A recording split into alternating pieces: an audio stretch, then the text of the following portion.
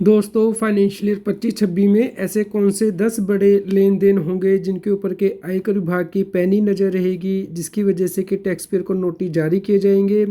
इसके बारे में इस वीडियो में डिस्कशन करेंगे। रेगुलर अपडेट के लिए आप सी सतबीर सिंह यूट्यूब चैनल को सब्सक्राइब कर लें ताकि आप टैक्स प्लानिंग कर पाएँ और पेनल्टी से बच पाएँ।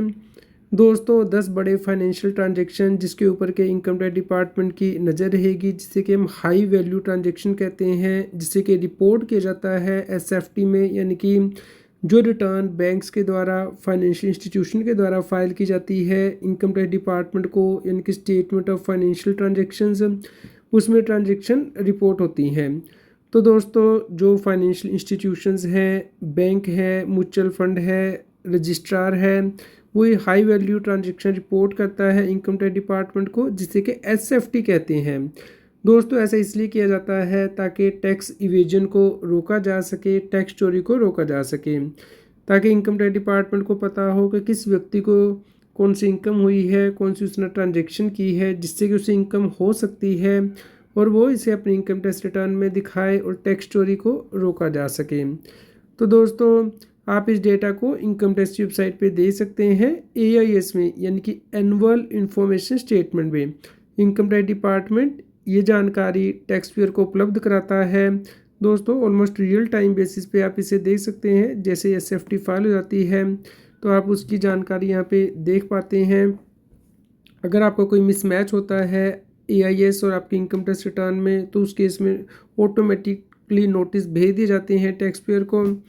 तो दोस्तों जो ट्रांजैक्शंस हैं वो है सेविंग अकाउंट में। अगर आप 10 लाख रुपए से ज़्यादा जमा करेंगे तो उस केस में जानकारी भेजी जाएगी। मान लीजिए आपका आईसीसी बैंक में अकाउंट है, एक या एक से ज़्यादा अकाउंट है, तो टोटल अमाउंट 10 लाख से ज़्यादा हो गया है तो जानकारी इनकम टैक्स डिपार्टमेंट को भेज दी जाएगी।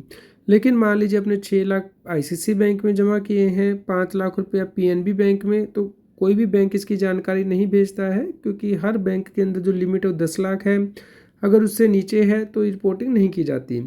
इसी प्रकार दोस्तों अगर बिजनेसमैन के करंट अकाउंट होते हैं बैंक में ओपन किए हुए, उसमें कैश डिपॉजिट 50 लाख उससे ज़्यादा हो जाता है तो उसकी रिपोर्टिंग भी इनकम टैक्स विभाग को की जाती है।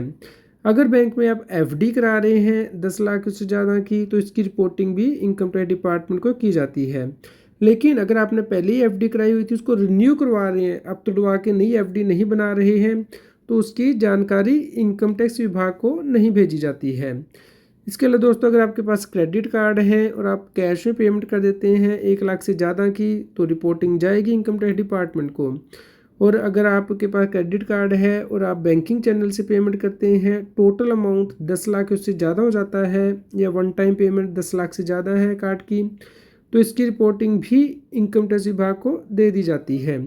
तो दोस्तों मैं यहाँ पे समराइज़ कर देता हूँ। सेविंग अकाउंट में 10 लाख प्लस, करंट अकाउंट में 50 लाख प्लस, क्रेडिट कार्ड अगर आप कैश में पे करते हैं 1 लाख उससे ज़्यादा का, और अगर आप क्रेडिट कार्ड की पेमेंट 10 लाख उससे ज़्यादा की करते हैं बैंकिंग मोड से, या एफडी में इन्वेस्टमेंट करते हैं 10 लाख प्लस उससे ज़्यादा की, तो इसकी रिपोर्टिंग इनकम टैक्स विभाग को जाती है।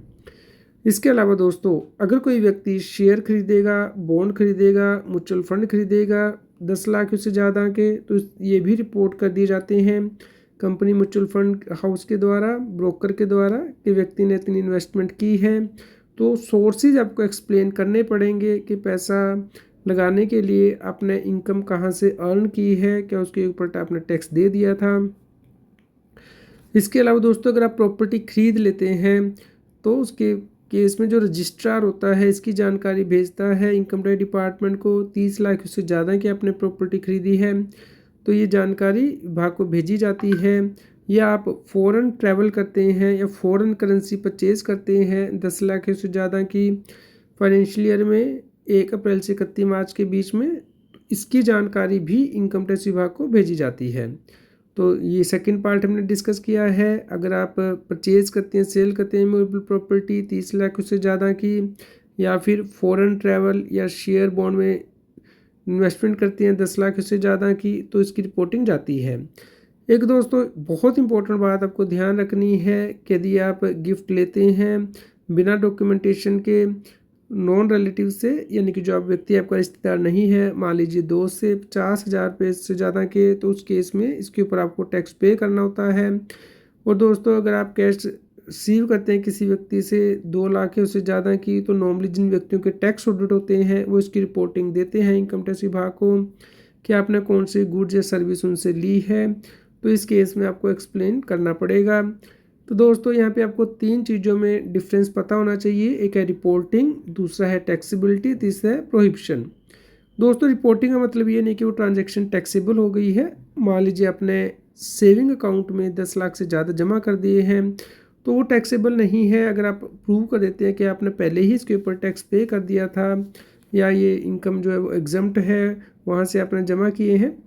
दोस्तों दूसरा टैक्सेबल, तो अगर आप गैर रिश्तेदार से 50,000 रुपये से ज़्यादा के गिफ्ट लेते हैं वो टैक्सेबल होते हैं, इसके ऊपर आपको टैक्स पे करना होता है, लेकिन इसकी रिपोर्टिंग नहीं जाती इनकम टैक्स डिपार्टमेंट को।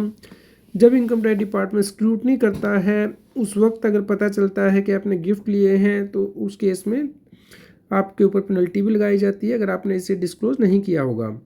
तीसरा दोस्तों कैश प्रोहिबिशन, यानी कि अगर इनकम टैक्स डिपार्टमेंट को लगता है कि आपने कैश की वायलेशन की है, जैसे कि 2 लाख रुपए से ज़्यादा का अमाउंट किसी व्यक्ति से लिया है सिंगल इवेंट ओकेजन के लिए भी, तो 100% पेनल्टी लगाई जाती है जितना भी आपने अमाउंट कैश में लिया है। तो आप कैश में ट्रांजेक्शन नहीं कर सकते 2 लाख से ज़्यादा की। तो दोस्तों आप इंश्योर करें कि आप सभी इनकम अपनी इनकम टैक्स रिटर्न में ज़रूर दिखाएं। जैसे कि आपने प्रॉपर्टी बेची है, उसे कैपिटल गेन हुआ है, सेविंग बैंक का इंटरेस्ट है, एफडी का इंटरेस्ट है, आपको EIS को रिव्यू करना है, रिकॉर्ड संभाल के रखने हैं दोस्तों। कम से कम 6 से 7 साल तक कभी भी नोटिस आ सकता है इनकम टैक्स डिपार्टमेंट का। और लार्ज कैश डील को अवॉइड करना है, पेमेंट बैंकिंग चैनल से करनी है, चेक से, NEFT से, UPI से, और इसके रिकॉर्ड ज़रूर रखें अपने पास। दोस्तों अगर आपका कोई क्वेश्चन हो इससे रिलेटेड तो आप हमें कमेंट करके ज़रूर बताएं। और दोस्तों इस वीडियो को ज़्यादा से ज़्यादा लोगों तक शेयर करें ताकि उन तक ये जानकारी पहुंच पाए, क्योंकि बाद में अगर इनकम टैक्स डिपार्टमेंट का नोटिस आता है तो उस वक्त जवाब देना बहुत ज़्यादा मुश्किल हो जाता है। इसलिए पहले ही आप अपने डॉक्यूमेंट रखें, खास करके बैंक की पासबुक्स और जो प्रॉपर्टी के बेचने या फिर ख़रीदने के डॉक्यूमेंट हैं, क्योंकि कई बार देखा गया है कि व्यक्ति प्रॉपर्टी को बेच देता है तो उसकी जो रजिस्ट्री है वो नहीं रखता अपने पास, वो सेलर के पास दोस्तों चली जाती है, वो बायर के पास चली जाती है, तो सेलर इसकी रिकॉर्ड नहीं रखता है। तो आप इंश्योर करें ये रिकॉर्ड ज़रूर रखें। और रेगुलर अपडेट के लिए आप हमारे टेलीग्राम चैनल को सब्सक्राइब कर लें, CS Satbir Singh tax seal के नाम से आप सर्च कर सकते हैं। और हमारे व्हाट्सएप चैनल को QR कोड स्क्रीन पे दिया गया है। दोस्तों कृपया लाइक और शेयर करें ताकि सभी लोगों तक ये जानकारी पहुंच पाए और वो टैक्स की कॉम्प्लायंस कर पाएँ।